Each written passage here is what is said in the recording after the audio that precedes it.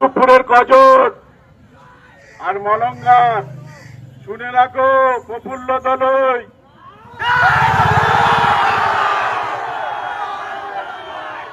এতদিন আমরা কিছু বলিনি।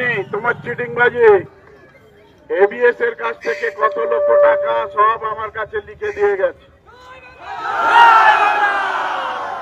এই বেআইনি 3 তলা বাড়ি পারমিশন নাওনি, অনেকের বাড়ি ভাঙচুর করেছ। আমাদের দীপেন দাসের বাড়ি, আমাদের এখানে জয়ন্ত তার বাড়ি, জন্টুর বাড়ি, দেবাশিসের বাড়ি, আরো অনেকের বাড়ি, অজয় লস্করের বাড়ি, সঞ্জিত গায়নের বাড়ি, কাস্টমালে পার্টি অফিস গুড়িয়ে দিয়েছ তোমরাই। এখান থেকে কয়জন গিয়েছিল? তুমি, তোমার ছেলে, আর একটা প্রেমচাঁদ, আর একটা হচ্ছে আকাশ। গলায় পাতুল দেওয়া এই টাকা আদায় করে আমরা মানুষকে দিও।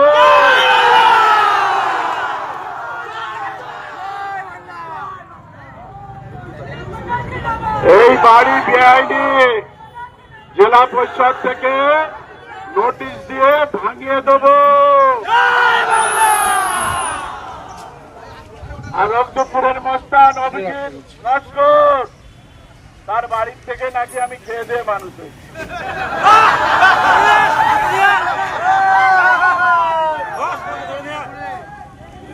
15 থেকে 1 মাস এর মধ্যে যাদের যাদের বাড়িতে ভেঙেছ শুনে রাখো কান দিয়ে, তাদের হাত ধরে ক্ষমা চেয়ে তাদের ছাড়িয়ে যদি না দিয়ে আসো, তোমার বাড়ি বিক্রি করে তাদের আমরা শোধ করব। আর একটা বিনময়, তার গহপটা নেই এখনো আমার কাছে, আমার ভাইয়ের কাছে বসে থাকতো, বাঁচিয়ে দিয়েছিল।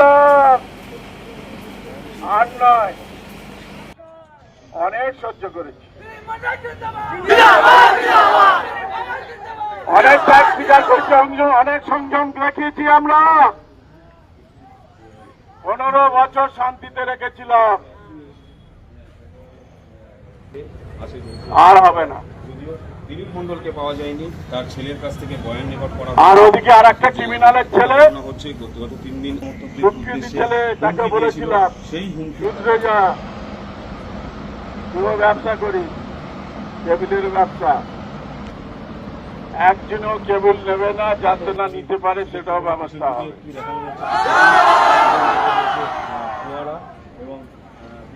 আর কটা গজিয়েছে, কত কোথায় যায় নাকি। আর একটা সম্রাট বলে কে আছে ওদিকে, ওগুলো স্যালেন্ডার করে ফেলেছে।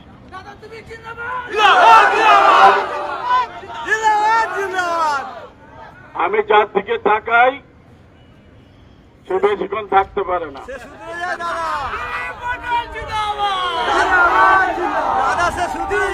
যাকে হুঁশিয়ারি দিই সময় পায় না। আজকের এই গেঞ্জি পড়েছি কেন?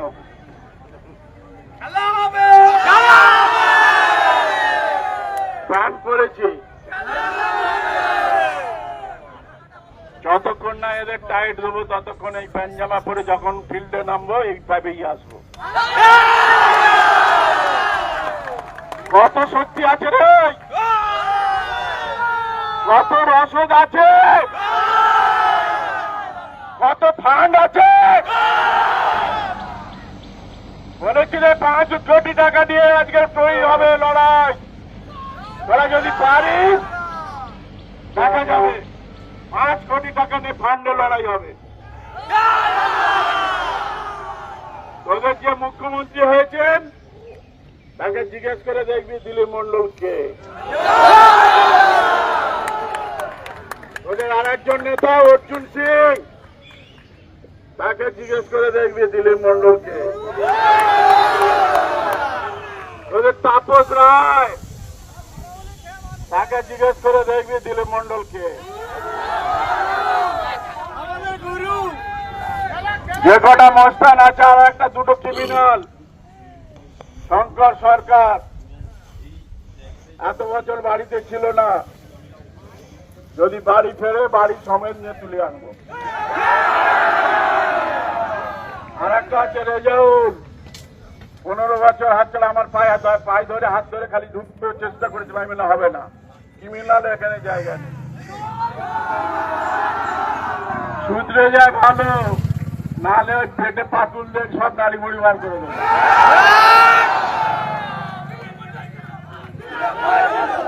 ক্রিমিনালদের শাস্তি করে তবে আমি শান্তি ফিরিয়ে এনেছিলাম বিশ্বপুর। এই বিশ্বপুরকে অশান্ত করতে দেবো না। এখানে উন্নয়ন চলছে, উন্নয়ন চলবে।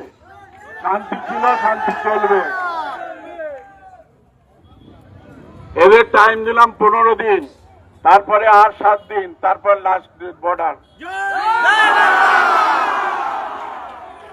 কত বড় ক্ষমতা, কত বড় হিম্মত, কত বড় লড়াইয়ের লোক আছে দেখে নেব। আমরা পুলিশকে ভয় পাই না, পুলিশের সঙ্গে অনেকবার লড়েছি, পুলিশের সঙ্গে অনেকবার লড়েছি। শুনে রাখো,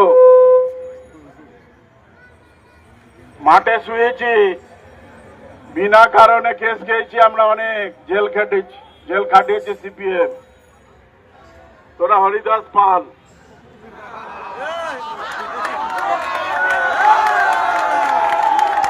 আজকে বলে গেলাম শুধু বলে গেলাম, এরপরে আর কোনো কথা হবে না।